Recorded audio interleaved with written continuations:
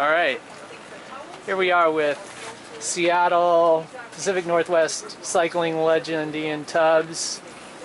Thank you. Ian's got a long race resume, super athletic guy in a number of respects. Even though your physical presence is out definitely on a lot of the road races, it seems like with the upswing and gravel, it's been fun to watch the local guy, kick butt on a national scale. Thanks. So talk about Kanza and yeah, that was kind of I don't know how to say that. It was something I'd seen. Talk about people locally that badass endurance riders. I had raced on the road against Brian Ecker a couple times, and just huge respect for him. And I kind of followed stuff that he'd done a little bit. I don't remember exactly how and where, but well, he's done some really amazing things that are kind of, to me, they were cutting edge. Like one example, he did this route from the Columbia River to to Slate Peak, basically, and mostly on dirt. I kind of looked at that route too and read a little bit of his reports about it, and him saying that it was mostly enduro motorcycles back there, and he was going faster than the motorcycles. Yeah, now, like I said, huge respect for him, and I had seen that he'd done Dirty Kanza, and I'd heard about it, and I thought that was silly at first, and then obviously seeds get planted and start to germinate, and just looking for things to keep it fresh. As people know me, I've been racing here locally for a long time, and you'll see me, well, here I am at Cross Nationals, but on the mountain bike or road bike, or I even dabbled in track one year, riding around in circles on that. Not as appealing, but I think I could enjoy that. It's another rabbit hole. But just trying to keep it fresh, do things that sound like fun. And some of those gravel rides, I think I'd done an Afreda. We got some great local ones. Jake's ride, Vicious Cycle events locally are great intros to gravel because they're a little bit of road, a little bit of gravel. And it was something I thought it sounded interesting, intriguing, and then I guess that was 2017, the winter. I happened upon a friend's post on Facebook, another local, well, he was local for a long time, Patrick Stenko, super strong bike rider. El Pain Train, he had apparently signed up for Dirty Kanza and was having to get back surgery, so he had to bail out, and asked if anybody wanted his slot, and I decided that was a good time to try it. So I reached out to him and got his spot, and then it was, as they say, it's always good to do stuff that scares you, because I think that I enjoy that pressure of putting that, committing to something like that seems really daunting. That really inspires you to put your nose to the grindstone and get some work done and do some big efforts or whatever. And, so I was definitely scared into training for that. And I think that kind of event is in my wheelhouse too. Talk about the results. Obviously, I got 6th that first year I went out, and then went back the next year and got 4th. That kind of effort's in my wheelhouse. Endurance. I always feel like, who knows if the numbers actually pan out, but I always feel like I'm stronger at the end of a long, hard race like that than I am at the beginning, or for a shorter event. So it was fun. You plan on going back to that one? Maybe, the 2 years I did it were pretty much virtually the same. I think the first route, so the first year I think there was some reroutes because of storms, flooding or whatever, too much water or something, and and then we got thunderstorms the start of the next year, but I think it would be I say that intriguing to go back and see another course. Yeah. And I know they changed it up this last year, and they went north out of Emporia as opposed to, what was that, west and south first. Yeah. So yeah, maybe I haven't committed. Yeah. And now that it's a lottery, it's more of a crapshoot to see if you can get in. And obviously, the whole gravel scene is even blowing up even more than it did. I mean, that second year that I was there was the year that Sven Nice and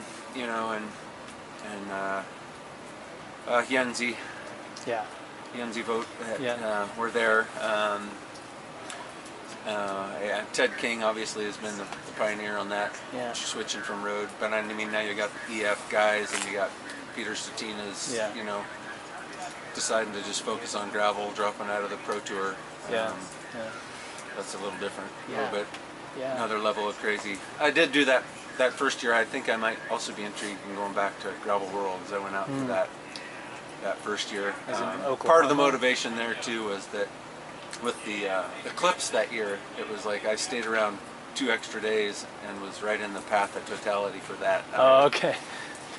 Kind of a science geek thing, No, unfortunately ended up kind of being a wash because this cloud rolled over just as the totality happened. I was like, you gotta be kidding me. I was in Corvallis that day, and it was awesome, crystal clear, and we were almost underneath totality.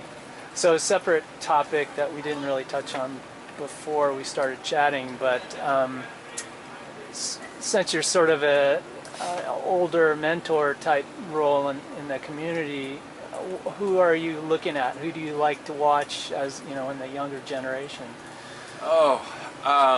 We've got some amazing bike riders, and obviously some of the best programs for young juniors coming up. Well, a couple different. I mean, cross has been forever. I mean, we've had Jim Brown and Rad Racing, and that's still living on under Eric Anderson, and they've just combined with Craig Undham's Cycle U group, and then we've got the Broadmark Mount Si team that are just some amazing programs for kids to get started riding, off-road, and then they start dabbling on-road too, because they know that's where a lot of fitness comes from. And then the whole student league, Washington Student League, for mountain biking for the middle school and high school kids. I'm involved with that. I've been a coach with the Mercer Island team for a number of years. So yeah, it's just fun watching some of these kids, and then some of them really catch the racing bug and start doing some of that. But beyond that, there's a lot of people reaching out, expanding into gravel. We added a gal to our Audi team last year, Jamie Van Beek, who went on and did the DK XL last year. I like long events, but I don't know about riding through the night like that. She did awesome though, second women and 10th overall. And she's been a big, huge inspiration to a bunch of women locally. We just added one who caught the cross bug here locally. If you've seen Laura Matson-Coe's I just interviewed her this morning. Oh man, she's a very strong bike rider, and I think is interested in gravel. Like I said, just kind of caught the cross bug by chance, decided to do one race early this season, and was like, okay, I got to do more of this, and look out for her and then her national race here on Friday afternoon. We both won our non-championship races today, so go team. And you're both with Audi, so we've added some other women to the team too this year. Besides, I think Jamie's kind of been our seed for that group, but Laura and Claire Reinhardt and Claire Law. I think there might be one or two others. Blanking on the names right now, but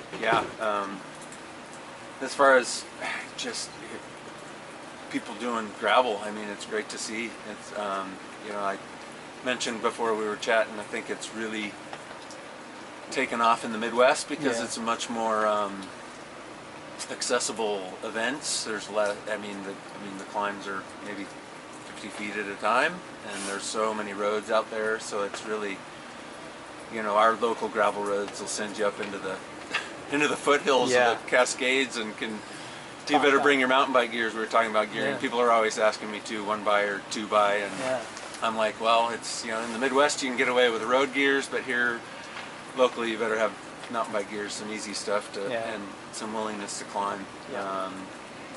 So you get a taste of that in some of the vicious cycle events, or if you want to venture out, there's a great local core of people that do a lot of great gravel riding.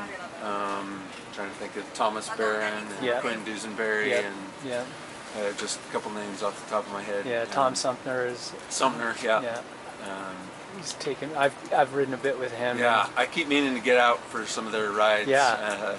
Well, I haven't yet joined them for one, but they know Global Campbell really well, or they're on an exploration mission, that's what I was on with Tom, and it was kind of funny. With some bushwhacking. Definitely hike a bike, for sure. Yeah, there's some. We've got. I remember actually my first year in Kansas, I heard some women talking, and sorry I don't know them apparently because they are local, and they were like, I wish we had roads like this in Washington. I'm like, we've got some amazing gravel roads. I mean, sure, on the west side of the state you're going to find some wicked climbs, but if you go over into the east, in the central Washington, we got tons of flat farmland roads, and even around Spokane too, there's some amazing gravel that's you know, that the Palouse is not super hilly. But we've got great roads locally within a couple hours drive for sure to go explore the gravel and do it. I mean, it's down the Capitol Forest has had a couple events too that I've heard there's some wicked climbing in there. I've done mountain biking events down there, so I've seen it, but I haven't actually. It's because they're putting these gravel events here in December. I know, I saw that one. Cross, I can handle cross for, you know, max of an hour this time of year, but doing a 100-mile gravel ride in December. People consider me a hard man, and I get cold pretty easy for as big as I am. So I'm not into riding outside this time of year for hours and hours on end. All right, so you got one more race. When is it? Thursday afternoon, the last race of the day, 3:15 or something, I think. Okay. 3:15. Yeah. Cool. It's my championship race, 45-49. All right. And we'll see. We got a couple recovering bone breakers here from the podium last year. I'll be chasing Adam Meyerson. Okay. Down, see if we can.